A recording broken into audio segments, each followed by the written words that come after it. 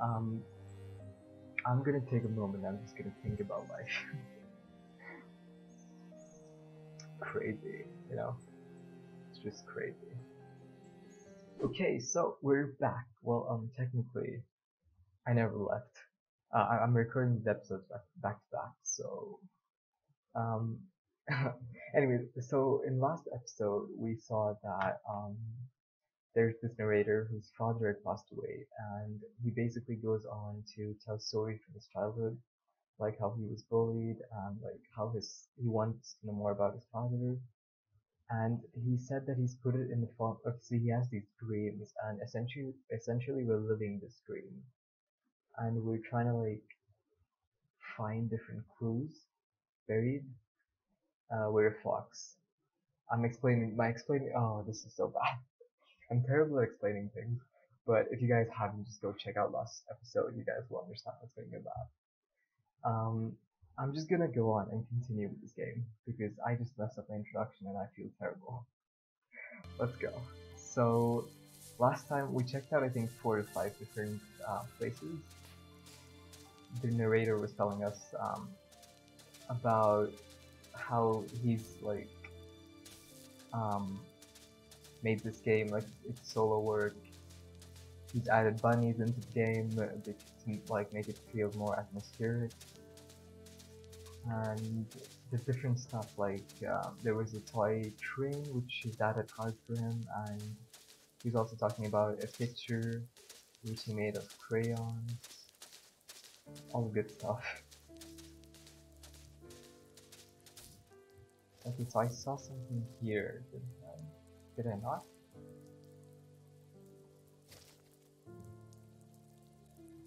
I swear I saw something here. Okay.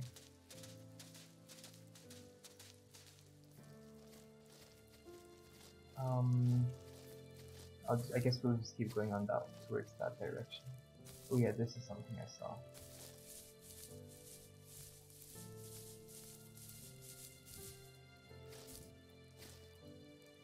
Oh wait, this is just one of those shiny things. I want to know more about the story.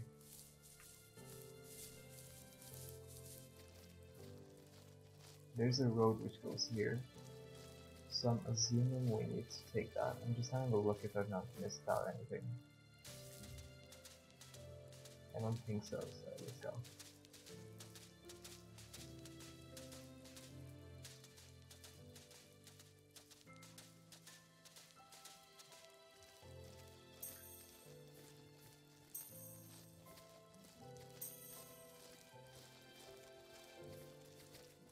Okay, something's happening.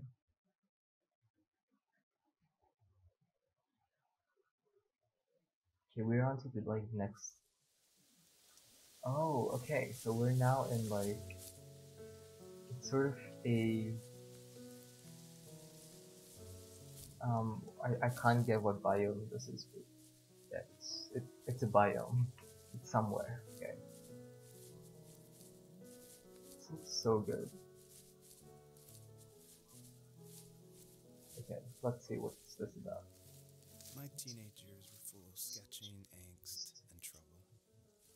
I wasn't popular or unpopular. Maybe just forgettable. I guess that gave me a sense of freedom.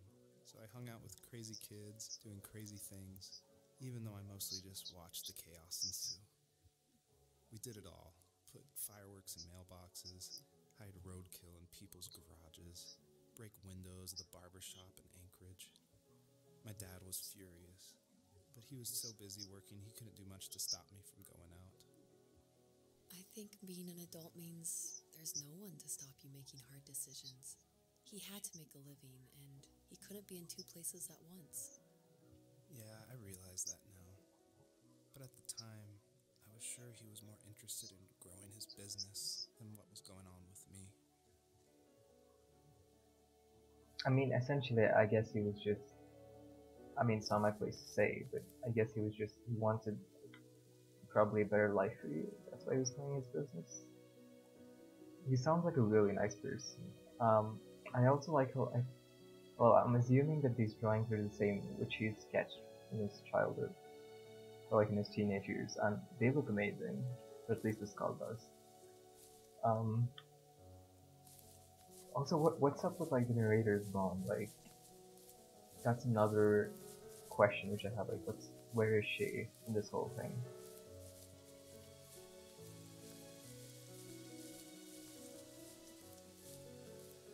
Okay, there's another fragment of the story here.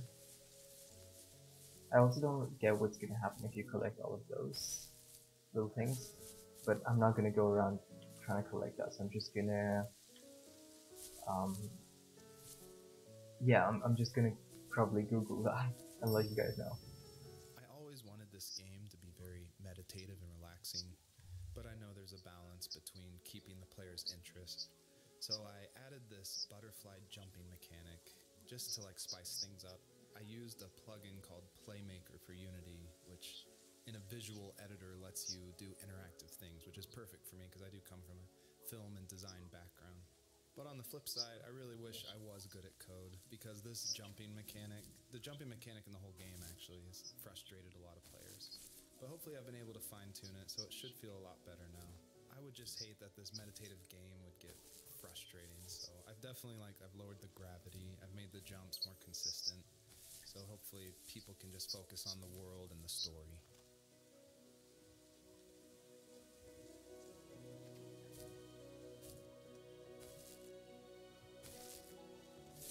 Okay, I can't make this jump for some reason. Oh, there you go.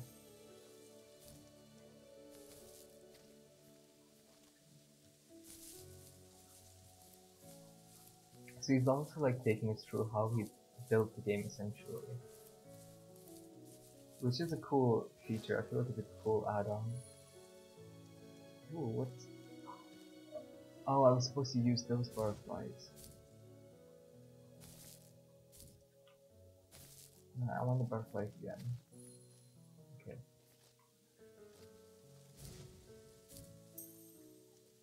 That's kind of cool. You know the way like there's like small I wouldn't say tornado, but like a gust of wind which like takes you about. Also, what's up with like these random? I feel like all of this is gonna make more sense later on. There was like a crashed like a minivan or like an SUV in like the snow biome as well. Did I miss out on a story here or not? I think we're good to go. Yeah.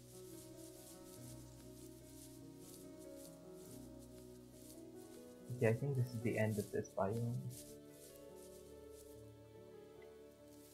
It was working another late night, and my friends were over, saying how bored they were and how they had come all the way out to my house for nothing.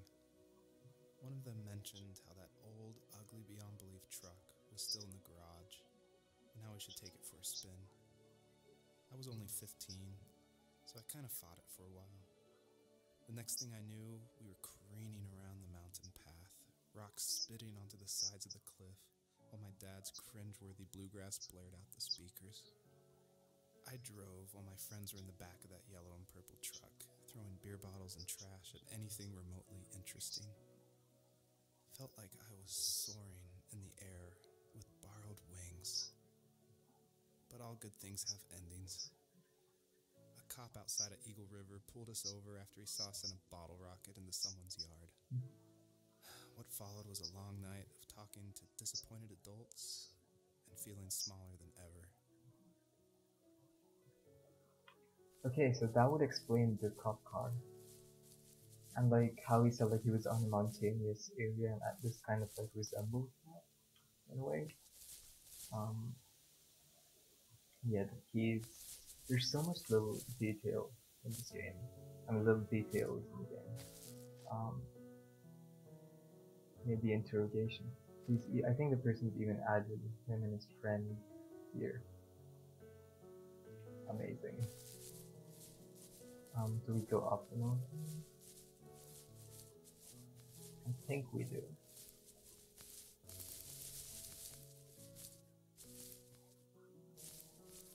Do we not? Oh, we do. Yes.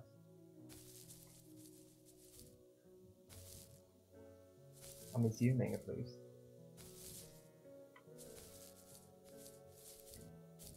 Okay, no we don't. I messed up somewhere. We've got more butterflies here.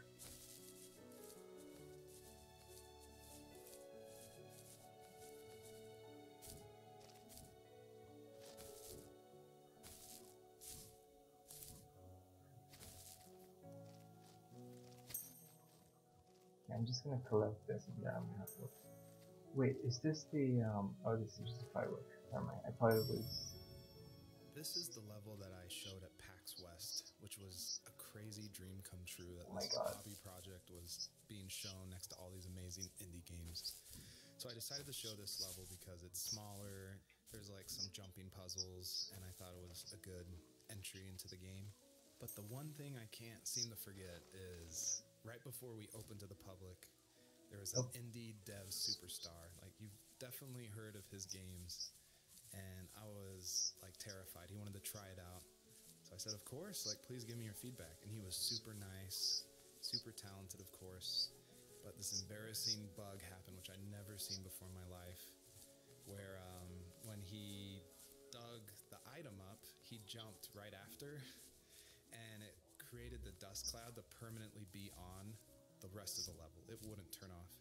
So it looked like this fart cloud following the fox as it just kept running with this beautiful music and serious voiceover.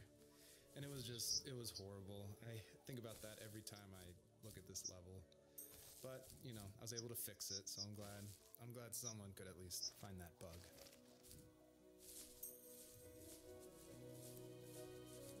Oh, but kind of cute at the moment. And again, to get your game out there, oh my god, 1 second, let me just take a second to appreciate this. Okay. That's my thumbnail right there somewhere. Here. Okay, there we go. Yeah, like I said, it's really tough to branch out your game and, you know, have it out there. It's really not an easy task. Okay. Where is this orb? It's right there. No, I messed up. Fireflies, come back. Come on. Let me be one of y'all. Okay, there you go. No. Okay, you know what? I give up. Never mind.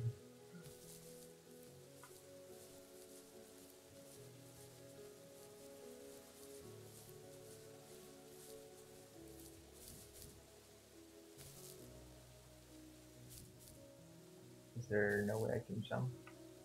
Okay. Guess we go around. Okay, I finally managed to get on top of here. That took me a while. My biggest hope for the players that are playing is that they realize how similar these two parallel stories are, of this fox looking for her missing cubs, and also of this son reconnecting with his father. And so I try to add little touches in the voiceover and in the environment to help draw those parallels, even if they seem totally dissimilar. A big example is the truck, for instance, that Joseph grew up with. It's purple and yellow like the butterflies for this fox. So I tried to add as many touches like that throughout the story as possible. Okay. The amount of little things that are there again is the reason these games blow up. It's the little things, you know? I mean, this game could have been, let's say, the person who have worked on this maybe for another 5 years and make this like super realistic. But it wouldn't blow up if it didn't have these little small touches that it does. I messed up that jump. Swimming like that. You may have noticed there's a little pond here, and believe it or not, I tried everything I could to get swimming working in this game, and I just could not do it, unfortunately.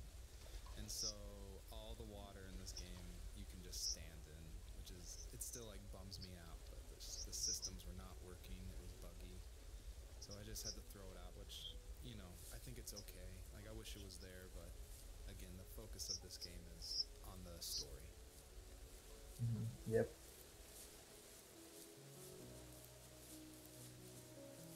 I'm still trying to figure out what these small orbs are for. Maybe they're just to like navigate the player through, in case they get confused. Yeah, but I don't know. Oh yeah, I need a butterfly for this. Hopefully this is enough. Oh, this is not enough, is it? Okay, I really don't want to do this. I guess I have to. Is there no way I can glitch? I'm sorry, but... Okay, I'm sorry. I have the person spent a lot of effort, designing the whole puzzle. I'm just there like, okay, I found a glitch. It's not a glitch, it's just like a cheat in the system. Okay, more of the story, let's go.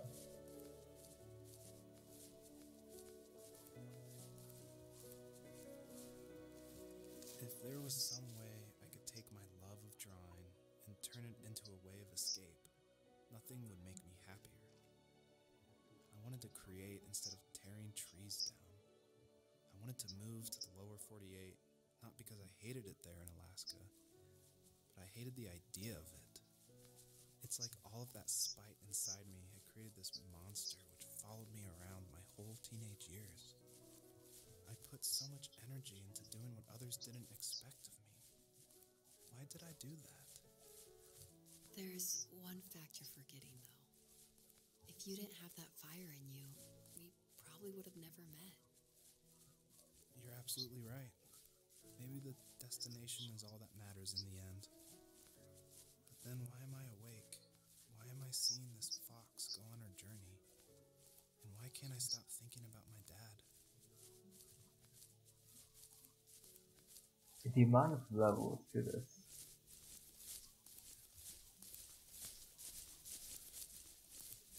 Okay, I might be dumb here, but I still don't get...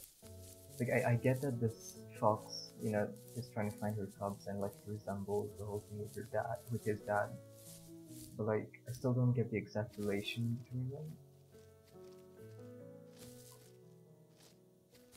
Oh, okay, I didn't know that was gonna happen. Oops, what did I just do? Um, did he just die? Or did I go to the next level? I think I just went to the next level. I did want to do something a little different with this level. I wanted it to be more open world feel, and that there was something blocking your progress. So it did encourage people to look closely and see how to unlock this blocked way. And I do like just walking around this level and listening to the beautiful music by Josh Kramer. His work really sets the mood for the whole game. Oh, okay, so he hasn't done the music, he's mainly just focused on publishing it, and, developing the whole game. But like, still, like, the atmosphere and everything just feels so good.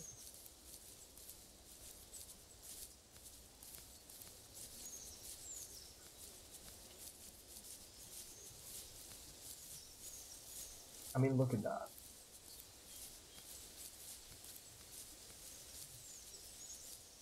You have all these green trees and you just have like this one blue tree perfectly in the middle of everything. Which probably has some story. Distant, at the times when I detested him the most, he kept reaching out. For a year straight, he asked me every week when we were going camping. I thought he was just dense. Eventually, to shut him up, I agreed. We carried out the worn lawn chairs from the garage and set up a cinder block campfire at the site we'd always used behind the house. We walked down the mountain path, talking in the warm sunshine we only got a couple months of the year. Those 3 obsidian rocks shimmered alongside the shore, almost like sparklers pressed against a dark window. I'll never forget that wet stone on my feet, or how those massive mountains looked even bigger in the lake's reflection. I felt small, but grateful. As the sun set, my dad found something I hadn't seen for a long time. The tree where I'd made my first carving when I was 6. I hadn't even carved it. My dad had helped me, but I still called it my tree. Joseph. Something about seeing my name there made me open up, and we talked about everything that night in that old camouflage tent. I told him how much I love sketching and design, and how it would be a dream to study architecture in Seattle. I told him how I didn't get along with my friends much anymore, but that I didn't mind being alone.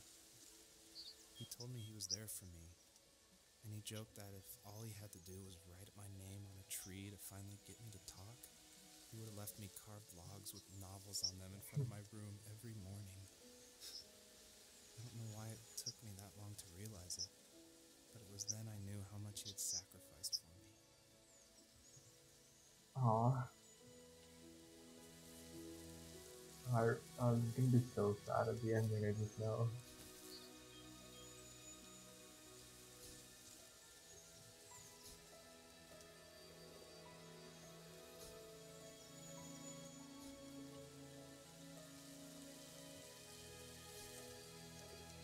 What am I supposed to do?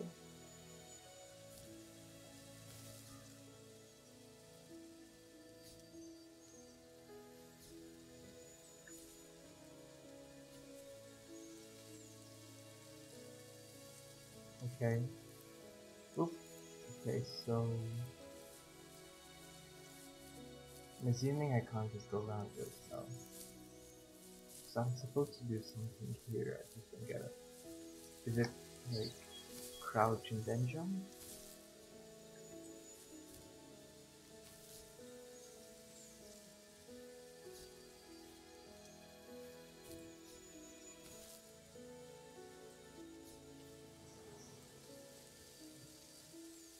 Okay, so I'm supposed to find 2 more. Let's see. Right? Or do I just need to go back there and do the same one again? Now I need to find more. Okay. To make it interactive, which is pretty nice. My dad built a lot of stuff in his free time. If he wasn't watching fly fishing or reading Tom Clancy novels, he was carving something. He made tons of birdhouses. Not that he was into bird watching, but I think he really missed working and adding on to the home. If he couldn't afford the time to build onto our own house, he would have to settle with watching birds move into their little homes. We kept an old mattress in the bed of that ugly yellow truck, so we would drive it deep into the woods and then watch the birds fly into their houses while the sun set. Usually it was accompanied by venison jerky or a cold Coke, but not a lot of talking, which is how we both liked it.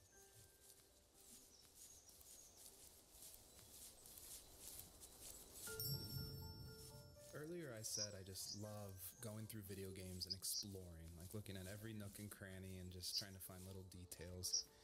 And I think that started because in middle school and high school, I would make mods for my favorite games, namely Jedi Knight, Jedi Outcast, and Far Cry. And I loved like this huge world of mod makers who would make these levels, and it'd be like the most random creative things, and I would just love exploring, usually multiplayer levels by myself. So even though I went to college for film, before that, like before high school, I was making video games and mods, and it was my favorite thing in the world. I made a ton of different levels. I made an abandoned space hotel with a dance floor and cafeteria. I made a haunted campground with cabins and tents. I made this whole city with like the first ever day-night cycle with running showers and stuff in the hotel and the apartment buildings.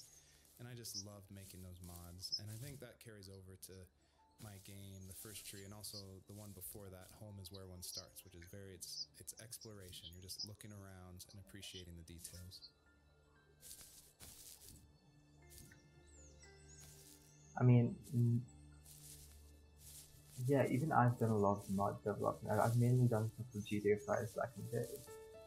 I used to make like these little models. They look like Roblox models because I wasn't so good at texturing and stuff. I'm still not that good at texturing. I've made like What did I make? Let me try and recall. I made a school. I made kids, and I'm just gonna leave it there because YouTube's algorithm doesn't like it if you talk about kids and GDA type. We were happiest underneath the evergreens. We decided it was time to finally map out the hundreds of acres we lived on just to pass the time during the summer. He was only free in the evenings, so I would spend the day wasting time on dial-up internet and sketching, and then we would rush into the woods, pen and map in hand, before evening fell. Sometimes the aurora borealis would cast a cold green glow on the mountainside, and we would finish our route underneath a twilight sky. Sometimes I was lonely during those summer days, but there was comfort in the routine. A lot of teenagers aren't looking for the daily grind, though. There's nothing wrong with wanting to get out, to leave your childhood home. You wanted to progress, to make something of yourself. Yeah, you're right. That house. I'm sure it's the same as how I left it. Then why does it feel so different? I doubt you're the only adult to have looked back and asked that question. I really like Rachel's character. I mean, I'm saying character to real life. She's caring, she's understanding now. What is this? There's a boat.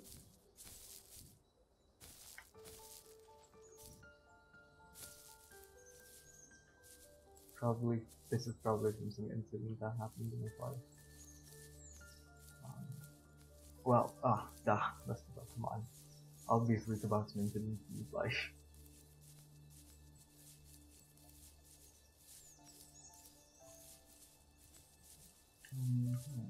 I'm not gonna lie, I'm kind of lost.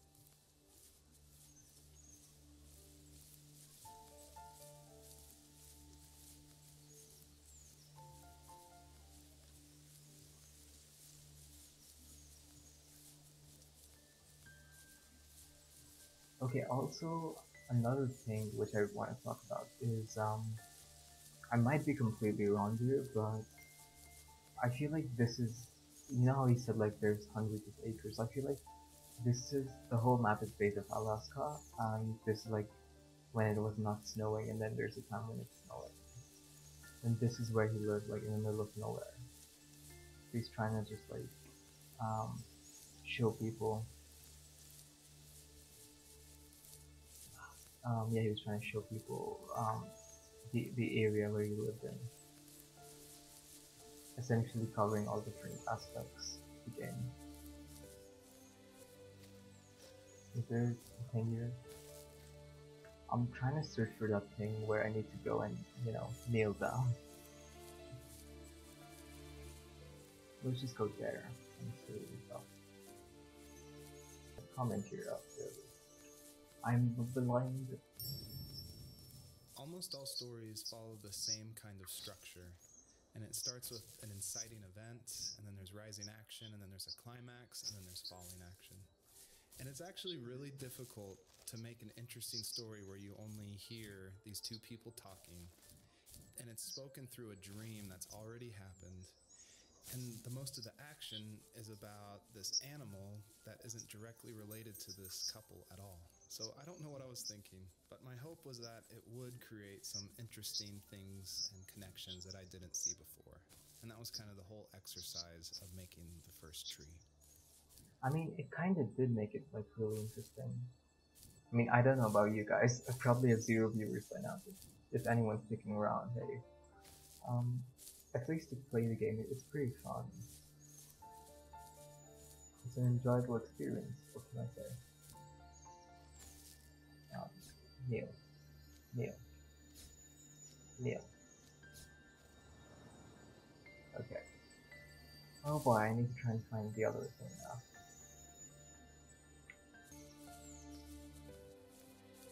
Is this the house? You know how he was talking about this house where he's like living or whatever, and it doesn't feel the same. Is it this? It's probably not. On our property, there were old abandoned pieces of a shed and car long left unused. used to ask him all the time who those people were that left all this junk. And I'm sure he got so tired of hearing it that he made up some elaborate stories how a brown bear ate them and haunted the woods afterwards. What's funny is I think it made those people seem more real. Growing up thinking they were still hanging out like they couldn't say goodbye.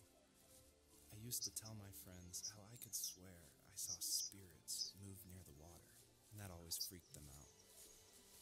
I guess it didn't bother me, because the way I saw it, they were normal people with old cars and sheds, just trying to figure out how to survive and be happy in the middle of nowhere. It was a cool thought that they didn't want to leave, but I was a weird kid. Well, you had good company since those ghosts like living in a place where they were brutally devoured.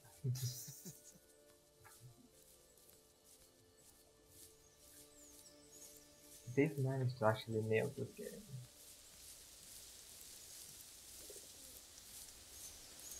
Did I finally find? Oh no, this is the start. I missed out on this, I guess. I don't think the first tree could work at all without the music by Josh Kramer. Wait, I And think I've heard his this. music is actually Have I? publicly available to license, and Oh, so no. it was affordable for me since this was a hobby project. And it's something I like to tell I'm new lost, I'm indie not gonna lie. developers all the time. Like, you can't afford that composer, you can't afford a full-time programmer. You need to cut corners and finish your game, and the way to do that is to use these amazing publicly available assets that anyone can purchase and license. And so his music it's incredible, and I actually haven't talked to him that much. I've just emailed him, but his music was nominated for Most Emotional Music at the Emotional Game Awards in France, and he's just a really nice guy. And I think there's so much amazing content out there that if you're thinking of making a game, like, look around and see what you can make work on a tight budget, because it worked really well for the first tree. Yeah, I mean, I agree completely. There are assets out there which are like $50, $60, and you can essentially make this entire world with that much. People have, great resources available. I'm trying to figure out where this last one is.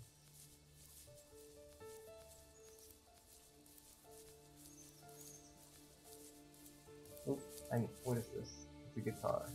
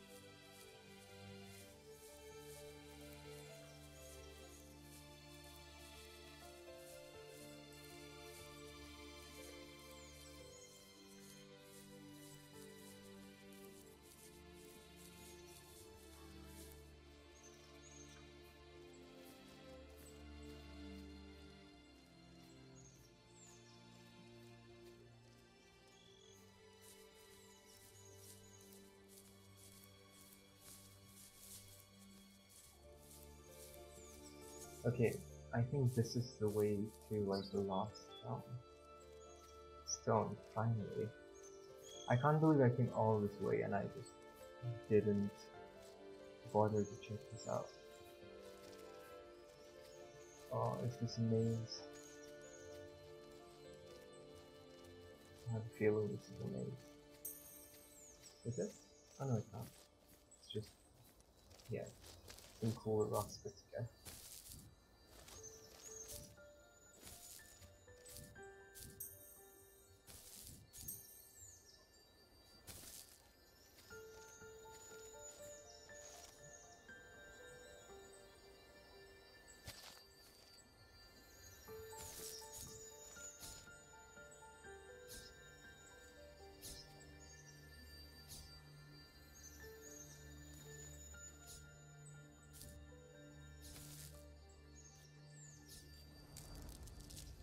Okay, something happened.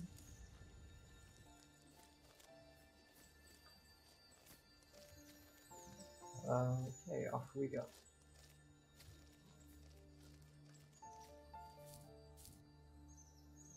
I swear there was like another fragment of the story, wasn't there?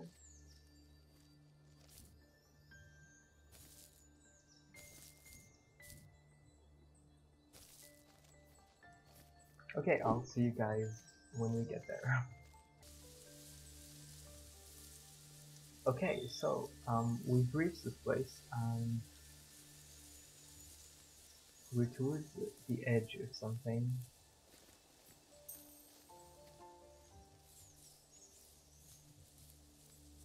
Oop. The perpetrator stood nearby, unfazed, like nothing was wrong.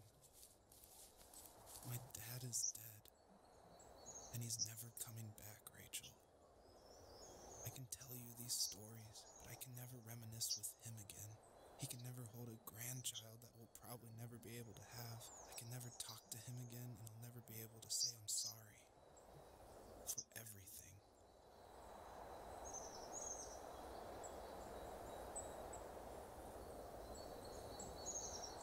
I'm sorry, I'm just taking a moment. So I think I'm trying to like deconstruct this.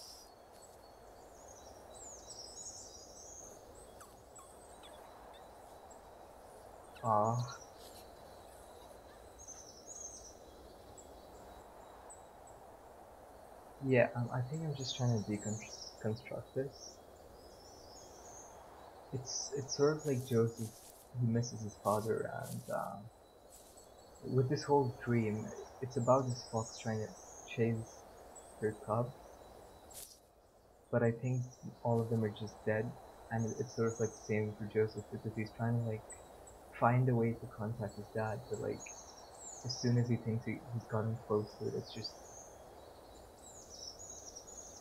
yeah. It was really important to me that the wolf in this story that takes the fox's cubs, that it wasn't explained at all. Like it's just this entity that's in the background. And of course it's supposed to represent something bigger than a wolf or even the fox. It's supposed to represent like the specter of death, and it comes when you least expect it. There's no justification. He's just there, always watching.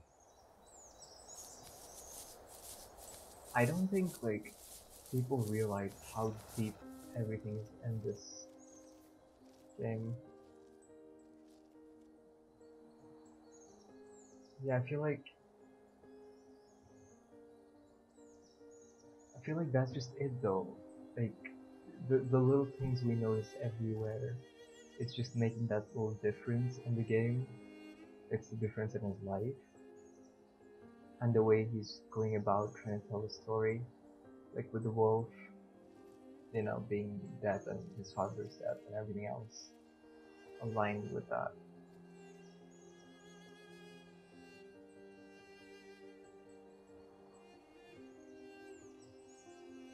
But anyways, yeah, I think that's pretty much it for today's episode. I mean, we found 2 cups so far, and we've heard a lot about Joseph's dad, and we're trying to, slowly decipher the plot of the story and trying to break it down. If you guys are enjoying the series, then make sure to support it. Um, I'm gonna take a moment. I'm just gonna think about life. Crazy, it's just crazy. But anyways, yeah, take care and peace.